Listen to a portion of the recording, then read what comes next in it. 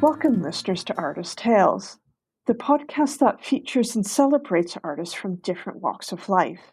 I'm your host, Heather Martin, and in this episode, I'm chatting with Sabrina Spencer, who's a New York City-based actor. Welcome, Sabrina. Thank you, Heather.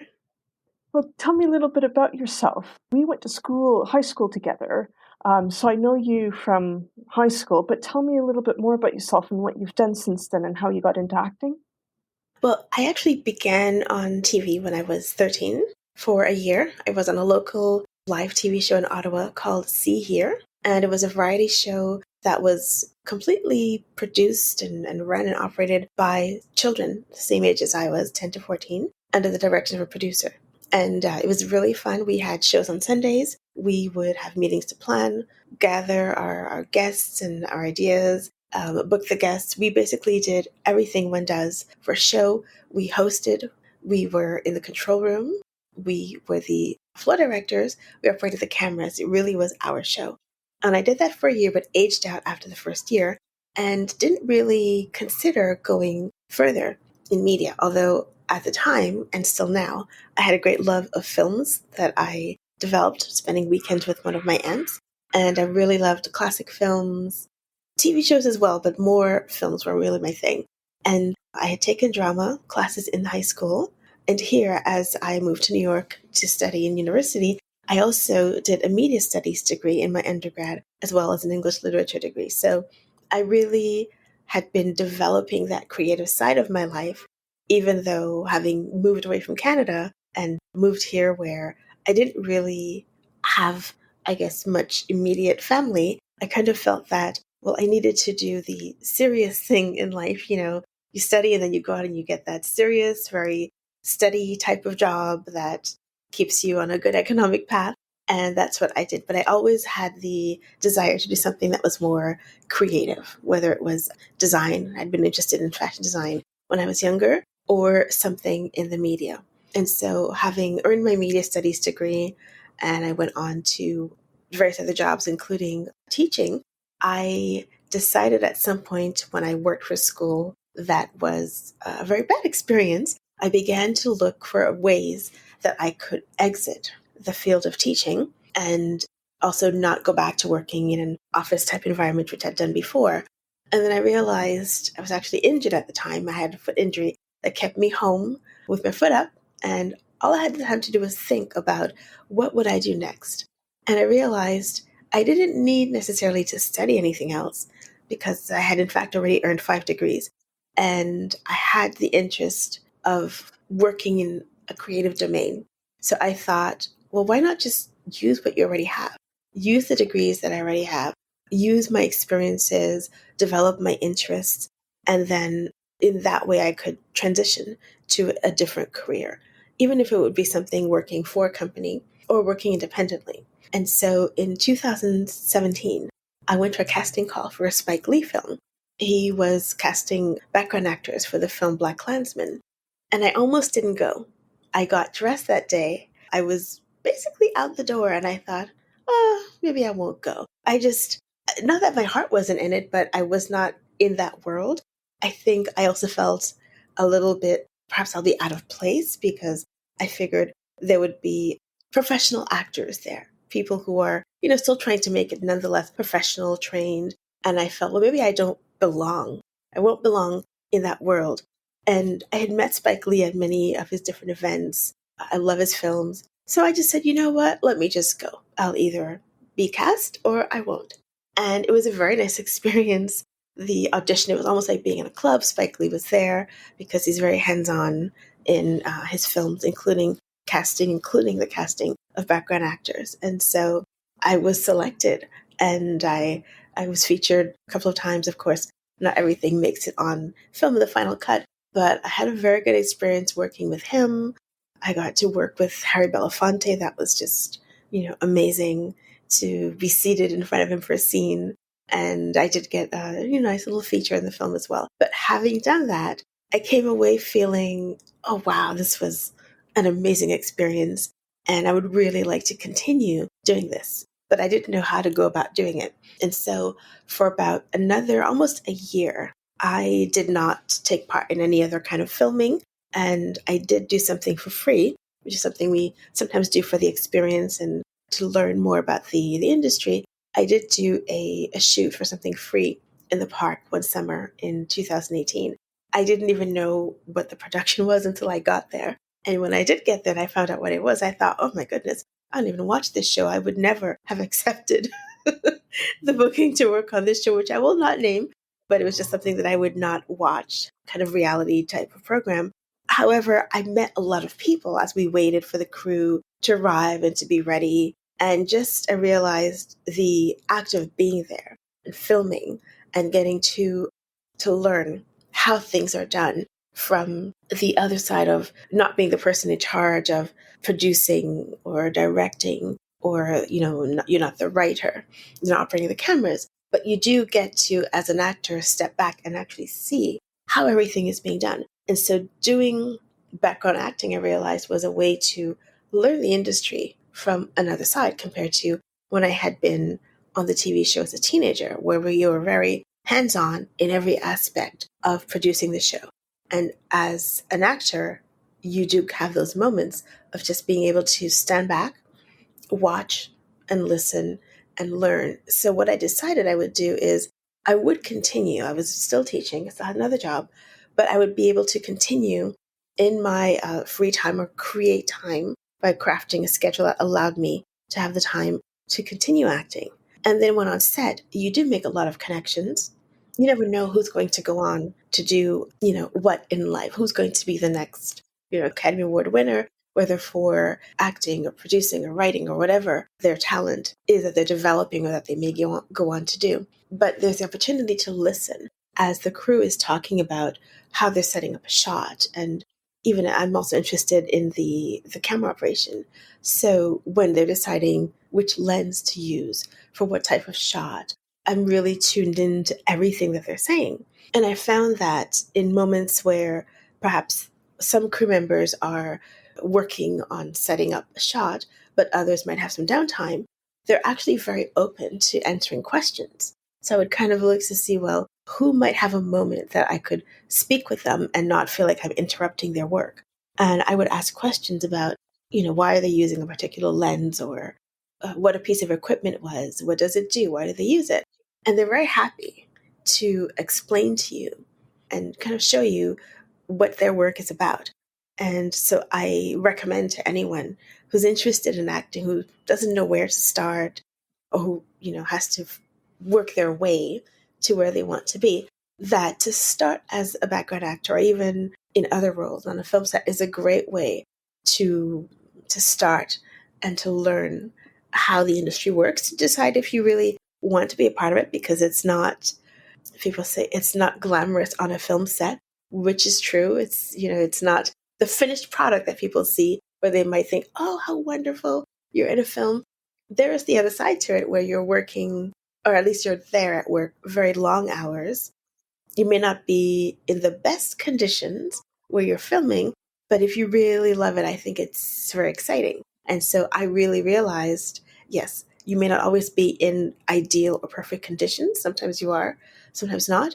But when I'm on a set, what I realized when I'm on a set was that I was, I am, I think, happier than almost anything else that I've done.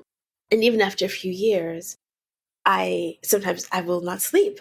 I'm so excited to go to work. And I think that is what really draws me and keeps me drawn to the industry, is that I really do love what I'm doing. I'm always so happy to go to work. I'm always so interested when I'm there. And that excitement of every project, where the night before, I just feel like I can't wait to go to work. And although I've had other jobs where I've really loved what I was doing, I don't think I've ever felt this happy and excited about what I'm doing. And particularly when you get to do something that is, in effect, different every day. It's never going to be the same thing, because every project is different. Every shoot day on the same project is different. And I like the excitement of doing something new, meeting new people, and of course, getting to improve on what I'm able to do and to learn more. So that's how I got into it, and what has kept me drawn to the industry. What sorts of projects are you now interested in? Because it sounds like you've kind of cut your teeth on getting into the industry. So what sorts of things do you like to work on? So I began working mostly, I began on a film, in fact. And then I have worked on many films, TV shows, commercials. I began to learn more how to book commercials because it's also, when you begin, you are kind of your own agent slash manager. People will ask me because I've worked on some really quality projects or gotten good roles. People will say, well, who's your manager? Who's your agent? I don't have one yet because you really can do a lot of self submission. And even when you do have representation, it's still recommended that you don't just sit back and think they're just going to make everything fall into place, that you should still be pursuing work or, developing what you can for yourself. Because nowadays, with, whether you're networking or all of these different websites and opportunities and everything online, you are actually able to create work for yourself. So it's recommended that have your representation, but also keep doing what you can for yourself. And so I've worked, like I said, on films, commercials, TV shows. I'm not great with theater. I do need to do more training. So that's something that I'm really looking forward to doing to continue learning. But I have done a sketch theater show, which is so different than acting on camera. I mean, when I did it, what I learned was, when you're on film, when you're on camera, of course, you're not looking directly at the camera. There's something you're not supposed to do. That if you're new, of course, you learn over time. Whether you're, trained or not, you really figure it out when you're on set. But then when you're on stage, of course, it's so very different from the how loudly you speak, how you orient yourself towards the audience, so many different things. So what I found was that when I was on stage, the idea of not looking, into the camera, looking at the audience for me almost felt like looking into the lens. And so I was not properly oriented towards the camera. You can't close off yourself to the audience. So that was something that I realized I really had to learn.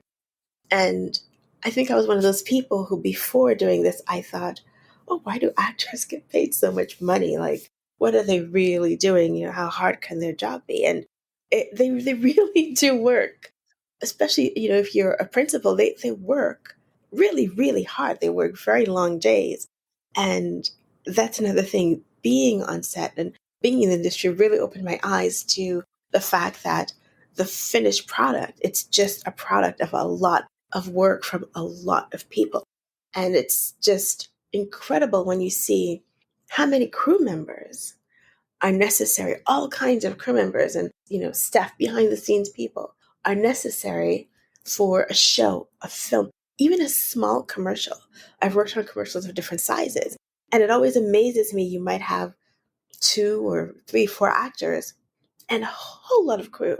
And when you see how hard they work, I really developed a greater appreciation for their jobs than I had before. Because before doing this, I really didn't know what went on behind the scenes and how much work goes into producing a 30-minute show or a 30-second commercial.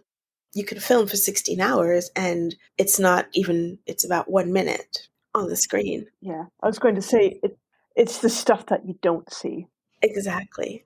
And certainly I've, as a personal note, doing this podcast, have come to appreciate the amount of time, whether it's a podcast or whatever the production is, how much time and effort goes into it. So you're right.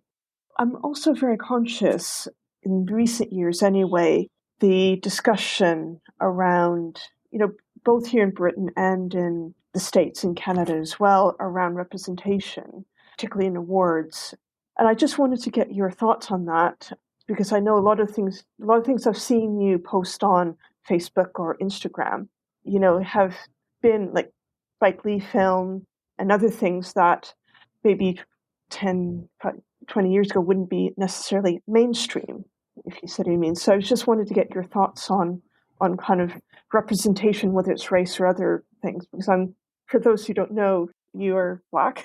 So I just wanted to get sort of your thoughts on that. So, having been born and raised in Canada, I think I have a different experience and viewpoint than a Black American, someone who was born and raised in the States. And although I've been in the States for 28 years, I think the way you see things, the way you see the world is definitely colored by your own upbringing. My parents were from the Caribbean and South America, St. Lucia and Guyana. So I also spent some time living in St. Lucia as a child.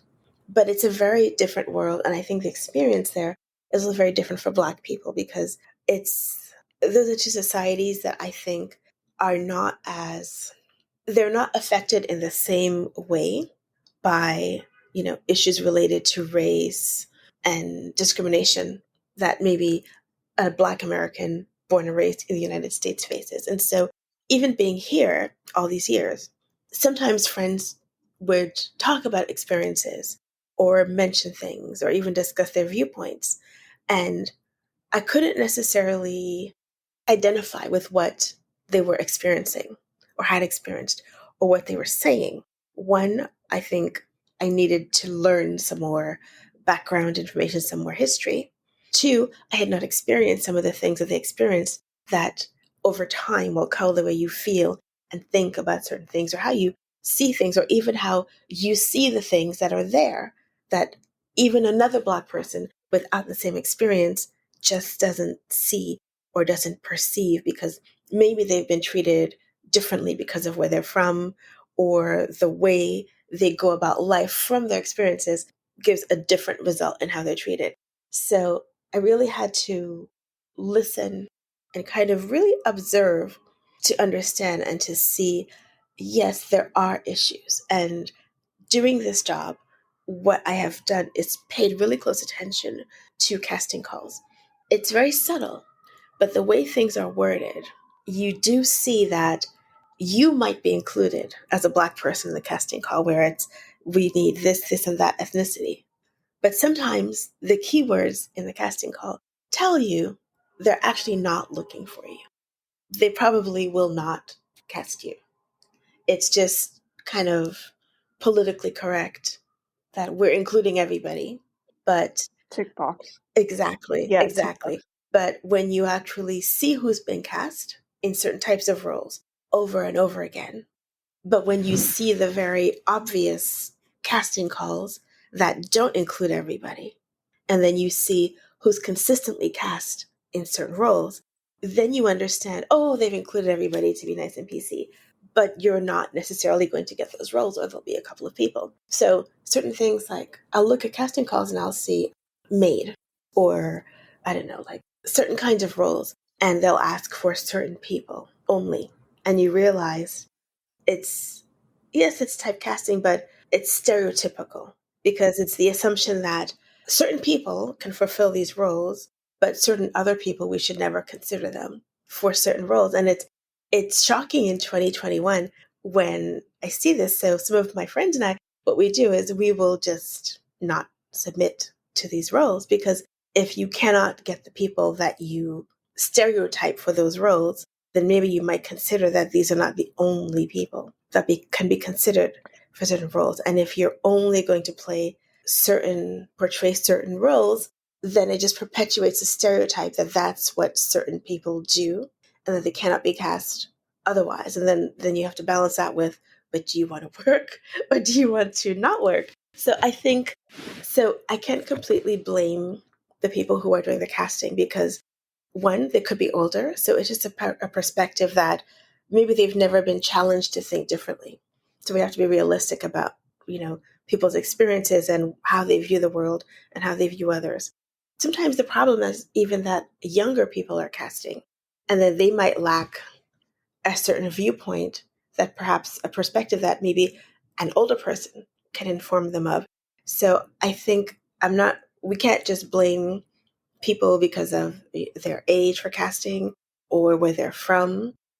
I just think those who see issues related to casting people, the more these issues are brought up and people discuss them, I think that's the way to improve on representation. And so you need to have discussions with the people who feel that they're not properly represented, and as well as the people who feel that there isn't a problem. Because if you think there isn't a problem, but you're not discussing it with those who do view things differently, then you're not informing each other and you're not evolving the situation of representation. And I think that's one way that, and it's already been done. I mean, especially during the pandemic, when a lot of issues, especially in the United States, came about with what happened with George Floyd, and around the world, people were, protesting and speaking up, and out of that, other discussions came about. And those discussions affected, all walks of our life, from, the type of work that we do, representation, as you mentioned. It just really opened up discussions everywhere about a lot of topics. And I think that there are companies, there are organizations, people in their own lives have really made an effort to see what can be done, change that needs to be made, discussions that need to be had. And I think representation is something that is going to continue to evolve. It's not something that can be solved overnight, because people's ideas and opinions were not formed overnight. We all have a lifetime of experiences and whatever we hear and see in discussions that form how we think and how we view the world. So this is something that has to be a continued discussion, an evolving discussion, and changes that will happen and that will evolve over time. It's not going to be, it can't be automatic, but it should also not be stagnant. We can't just think, okay, we did, check boxes X, Y, and Z, and okay, it's good. It has to be something that will evolve as people begin to, or continue to, make themselves heard and discuss different issues with different people. And I think everybody just has to be willing to listen to each side, because the person who feels discriminated against, rightly or wrongly, also needs to listen to the people who maybe are being accused, who may say, you know what, I didn't realize it. I didn't understand. So let's discuss what's going on so that we can both have a better understanding. And it's not just, I don't even think that it's just issues of race or culture. One of my friends feels that because of her weight, that she's been discriminated against. And I'm not in her shoes. So I can't say that she's wrong. However, some of the things that she's mentioned, I don't think it was intentional, but I can see where there is discrimination, where the thought about people her size, for example, if she goes for a role and there's a fitting for the costumes, and then she goes and they say, well, we don't have your size, so you won't be able to work. Why can you not accommodate this person that you've hired? She can find clothes. She's not, even if she were, a much bigger size, which she's not, how could you not just say, well, you know what? Maybe we didn't think about this in advance, but this person has been booked. Why don't we find a way to accommodate her? So I think that is also a form of discrimination, because it means that the people who worked on the costume side of things, the wardrobe people, only thought about certain people, and they never considered someone like her. And then they were not willing to say, you know what, we didn't think about her in advance. Maybe we should have, but let's just do something to fix this. And going forward, maybe we should have greater consideration for people of different sizes.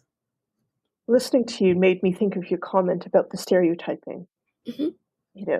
And it's true about, it's not just race, it's weight, it's socioeconomic background, it's gender and sexuality and all these things. But I wanted to ask about the race because I know I'm particularly conscious of, George Floyd, but, certainly speaking to other people I've spoken with, they've talked about kind of their point of view and some of the challenges they have had. Because I'm also conscious of, awards, the Grammys and stuff, of, well, why not? Why haven't people from, Black and brown people, or, from different cultures, why haven't they had more presence? Or from, as you say, people who are heavier, or, different weight or different body shape, women, gender background, whatever. Like, it's interesting how a lot of these questions have been brought up, but also that bit of a backlash of, so you're right, it's that kind of tug and push, really. I did want to ask you about someone like Spike Lee, who he's a name that I've grown up with. And personally, I've rightly or wrongly seen him as a bit of a trailblazer and really being, quite rightly in my mind, forceful about, I want to make sure that my story is heard and people like me, their stories are heard. And I just wanted to ask you, about people like Spike Lee who are, pushing those boundaries. What's it like working with someone like Spike Lee, and kind of what's his place really? Like, how do you place him in the industry? So, working with him, it really was an amazing experience to work with him because one, I mean, just the dedication, the love that he has for what he does. It's just amazing to watch and to see how he brings so many different people, different walks of life together. And I hear people saying things about him, whether in the media or just people, friends, people who've not met him or maybe don't really know much about him. And, they see this public persona. I think some people think he's racist because they don't know him. They have certain ideas about him, but they don't realize he might want to make sure that he and his people are represented, but he's not trying to, it's not to the detriment of others. It's not trying to take away anything from anybody else because he does make all kinds of films. He does make a lot of films that represent, the New York story, that are set in New York, that are set in Brooklyn, because he loves where he's from and he likes to promote where he's from and just, support the areas, the people, the businesses where he's from. It's not to take away anything from anybody else. And working with him, you really get to learn about just storytelling. He's like an amazing storyteller, and even his techniques. He is, in filming. Plus, when you're on set with him, it's the things that people don't see from the outside. On set with him, it's a very fun environment, which is not always easy to achieve doing a job that's so challenging, that can be so not high paced, but, very long hours. If you're working 16 hours or more, people get tired. When people are tired, they get cranky, they get short. So people may not be at their best in terms of how they speak to each other or just interacting with each other when they've been at work for 16 hours or more. But working on his set, I found that every moment it almost didn't feel like I was at work, honestly, when I worked on his set, because he chooses the people who work on his sets very carefully. And I think that's an attempt to bring together people who can work in harmony. And so I found working on his set, it was very harmonious. People, got along. And I think it's in part because of what he does as a director, as a producer, to bring together the best group of people possible, which can then result in the best outcome possible for his films, for his work. He also shoots commercials. So for any production that he's on, he is quite hands-on, and being that hands-on, not as a control freak, just as someone who wants to make sure that everybody has a good experience and that he has the best outcome possible for his work. And he does some amazing stuff, I must admit. Yes, he does. He does. What influences you, or what are your influences?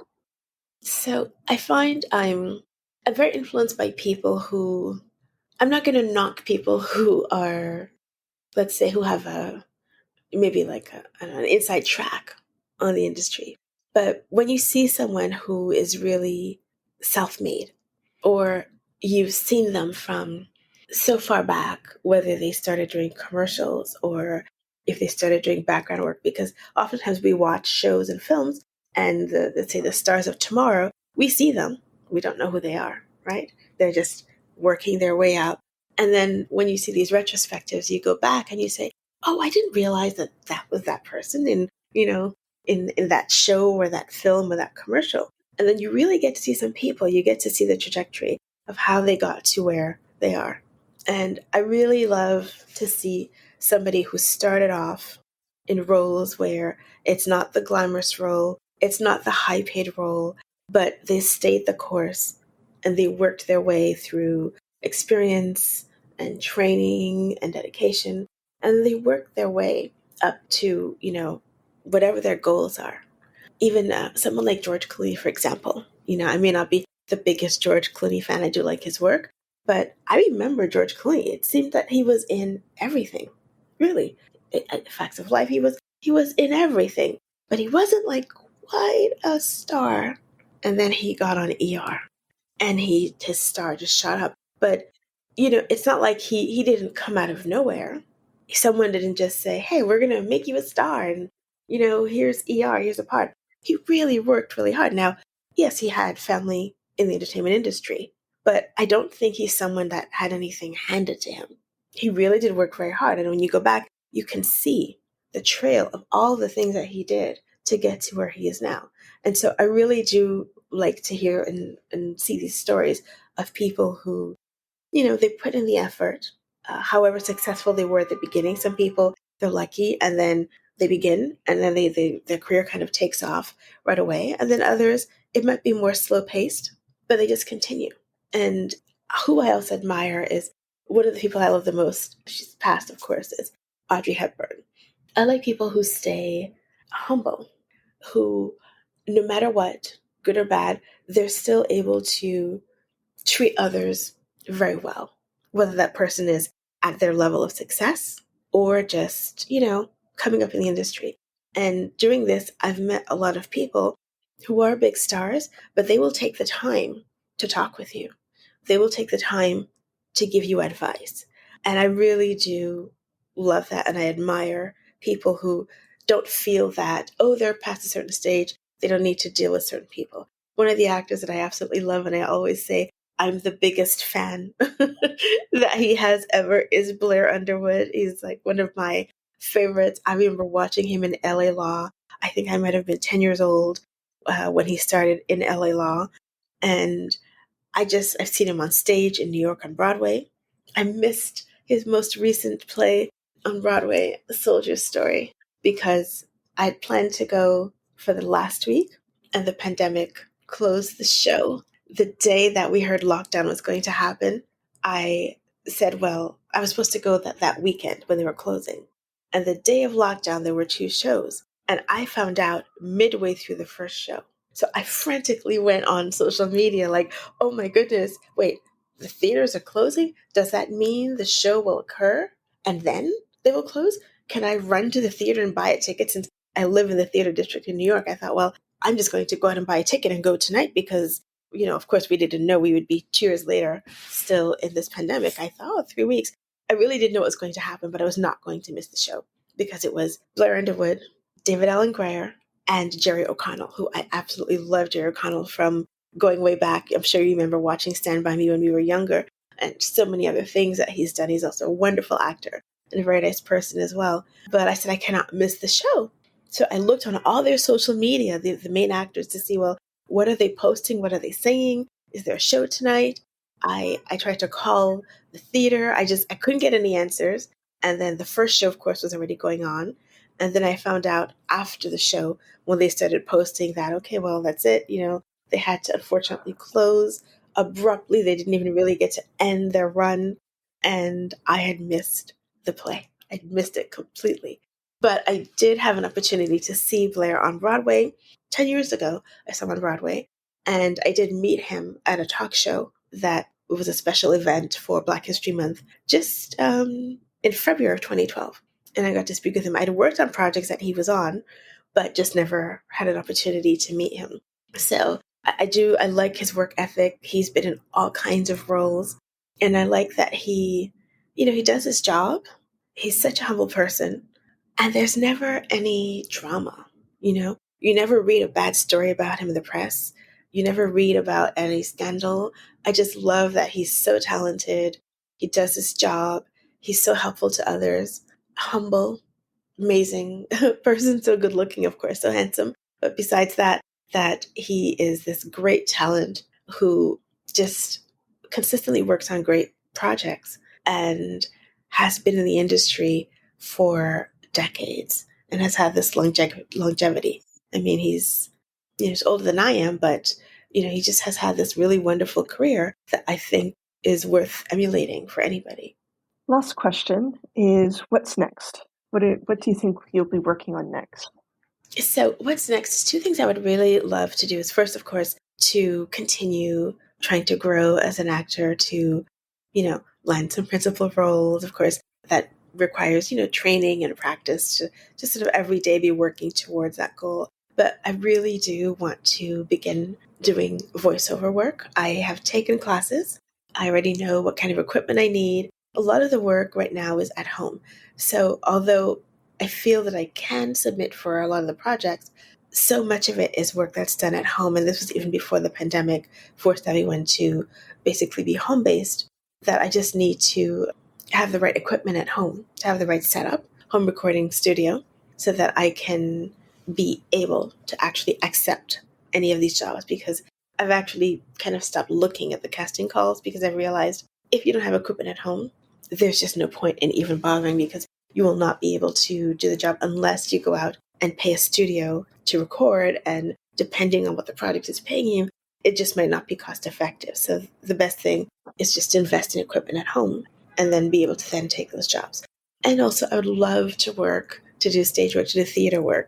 And that requires more training because it is very different than being on camera.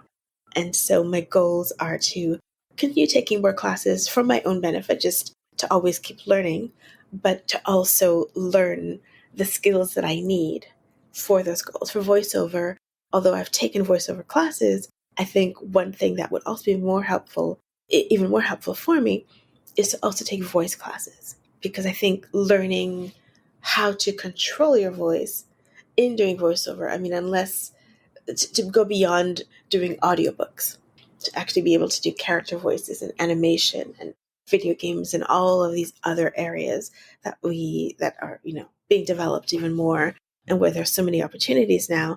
I think taking some voice classes would also help me to be able to create characters, very distinct characters, and of course taking more classes for theater. These are two goals that I have, but for now, definitely trying to increase my presence on camera and on the screen, big and small. Great, thanks. It's been really lovely chatting with you. Thank you. It's been my pleasure. Thanks for listening to this episode with Sabrina. I hope you enjoyed it. More information about Sabrina, as well as the podcast, can be found in the episode notes. If you're able to, please rate and review the podcast in the podcast apps. In the next episode, I speak with Emma Goulding, who's a self-portrait photographer based in the northwest of England. She is also a registered clinical scientist. Here's a clip of her conversation. I found that photography was a way for me to both connect with my thoughts and connect with others, which I'd never really thought I could do before. I didn't think anyone was interested in anything I had to say. And as I started sharing my photography on Instagram and sort of formed a community around that, or rather joined other communities that already existed, I found that people were actually interested in what I had to say. And the more that I realised that, the more I realised that I actually had to say. I look forward to you joining me in the next episode with Emma.